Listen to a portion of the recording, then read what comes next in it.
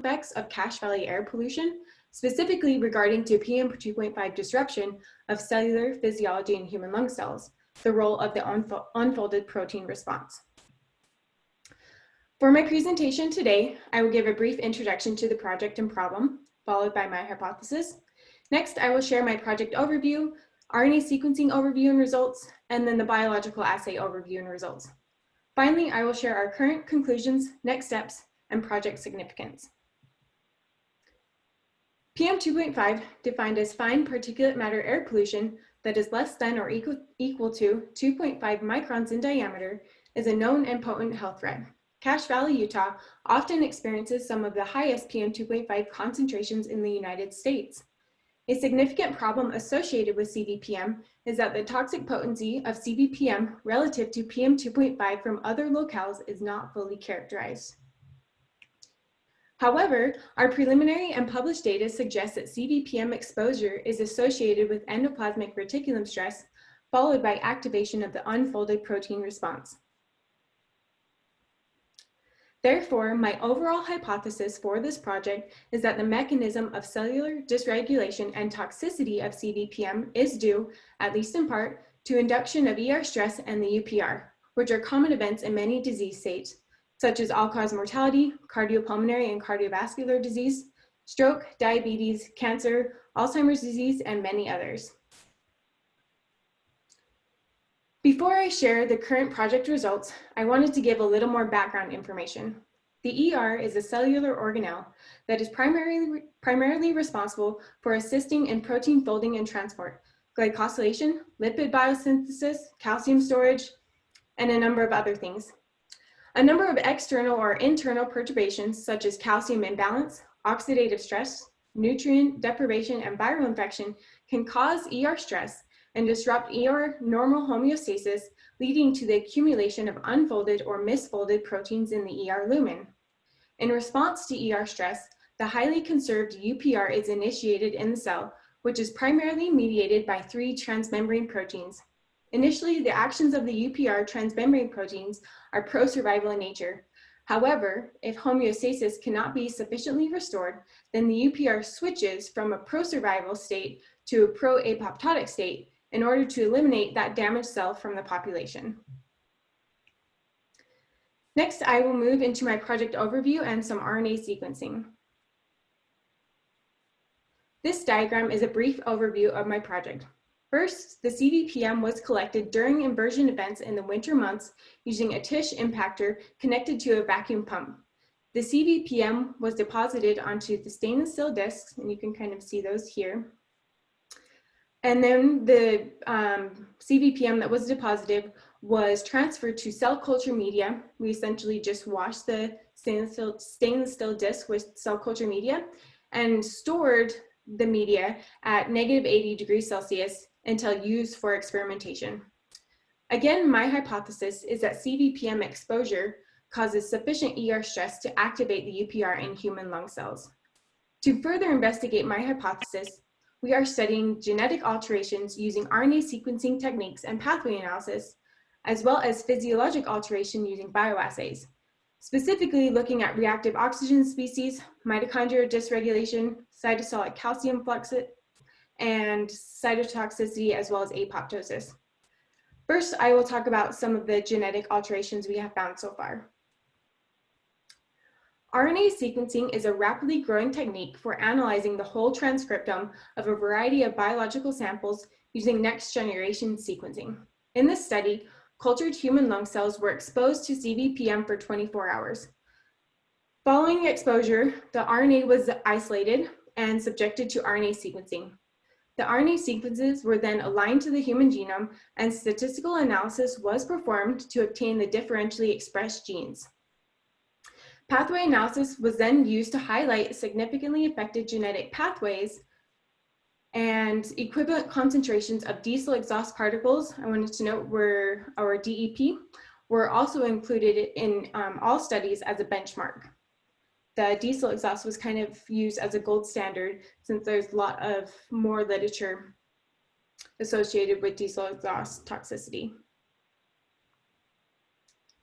There are a variety of pathway analysis packages available, but here we use ensemble gene set enrichment analysis, which combines the results from multiple algorithms and calculates collective gene set scores. A false discovery rate, or FDR, correction of 0.05 was applied to the dataset. This graph is a heat map of the results of the top 20 hallmark pathways across all 4 tested conditions. So you can see the tested conditions here. The x-axis is the tested conditions, and the y-axis is the significantly affected hallmark pathways. The red shades in the heat map indicate that the primary number of genes in that pathway were upregulated, and the blue indicates that the primary number of genes in that pathway were downregulated. And these are all compared to the negative control samples, which is the vehicle control. So I wanted to highlight here on the significantly upregulated pathways. The unfolded protein response was upregulated in all of our test conditions.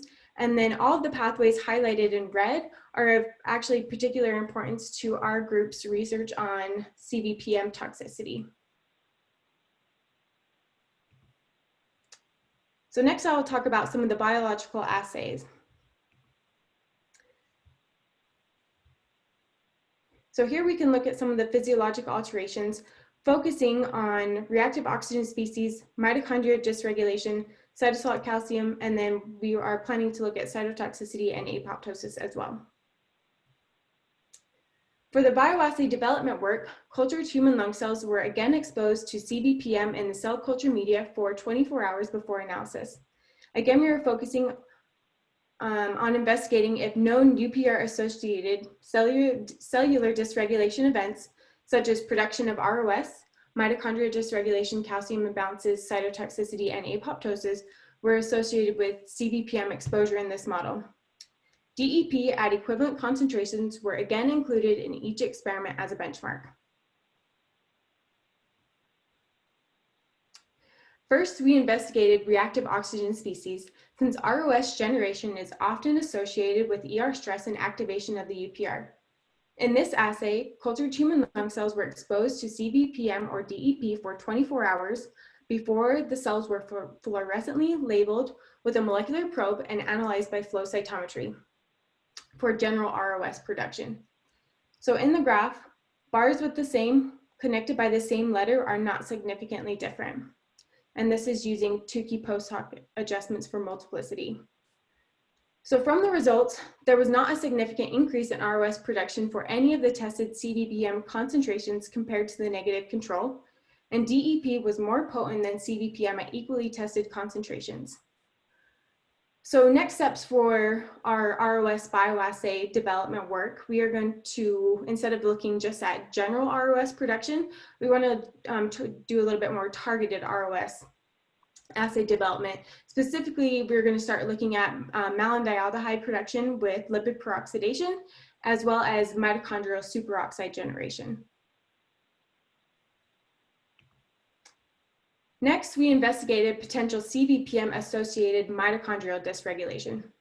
Mitochondria generate the majority of the cell's energy, so disruption in mitochondrial homeostasis, such as a drop in mitochondrial membrane potential associated with the mitochondrial redox chain that produces the energy, can be very detrimental to the cell. For this assay, cultured human lung cells were exposed to CVPM or diesel exhaust particles for 24 hours before fluorescently stained with a molecular probe and analyzed again by flow cytometry. From the results, we found that CVPM caused significant membrane depolarization, and there appeared to be a dose response increase in membrane depolarization with increasing concentrations of CVPM. Again, bars connected by the same letter are not significantly different. DEP was more potent than CVPM at equally tested concentrations as well, except for DEP at 1 microgram per mil. Next steps for this assay, we are going to look at detection of cytochrome C oxidase release, since typically when the mitochondrial membrane potential has been depolarized sufficiently, cytochrome C oxidase from that redox pathway is released into the cytoplasm, which that is a trigger for the cell to start transitioning towards apoptosis. Again, the ER is a major calcium storage site for the cell. If the ER becomes sufficiently damaged, calcium can leak from the ER into the cytosol or directly into the mitochondria through channels that sometimes link the mitochondria and ER together. The mitochondria tightly regulates calcium concentrations, and an increase in mitochondrial calcium can lead to a disruption in homeostasis, often through mitochondrial membrane potential depolarization, which we just talked about in the previous slide. Since we found that the CBPM exposure is associated with a drop in mitochondrial membrane potential, we then investigated both mitochondrial and cytosolic calcium flux to understand if normal calcium concentrations were disrupted following CBPM exposure. Again, cultured human lung cells were exposed to CBPM or DEP for 24 hours before fluorescently stained with a molecular probe and analyzed by flow cytometry. From the results, we found that CBPM exposure caused significant increase in mitochondrial calcium concentrations, and that diesel exhaust particles were more potent than CBPM at equivalently tested concentrations. This assay is similar to that of the previous slide, except for here we investigated potential dysregulation in cytosolic calcium concentrations in human lung cells following CBPM exposure. From the results, we found that CBPM exposure causes significant increase in cytosolic calcium concentrations, and there appeared to be a dose-related increase in cytosolic calcium with increasing CBPM concentrations as well. And then again, diesel exhaust was more potent than CBPM at all equivalently tested concentrations.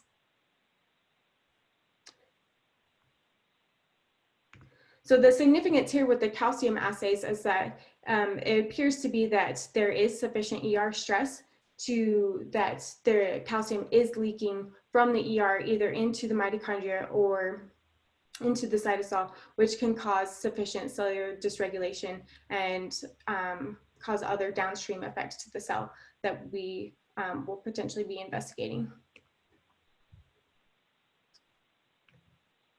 So some conclusions and next steps. These results support our hypothesis that a principal toxic mechanism of CBPM pollution involves ER stress and the UPR.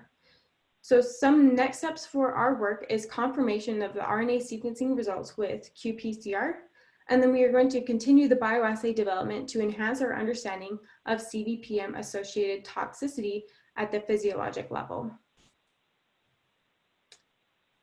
So the significance of our research project, identifying the UPR as an operative mechanism of PM2.5 toxicity is important to understanding of pollutant toxicology, since ER stress and the UPR has been associated with many serious diseases.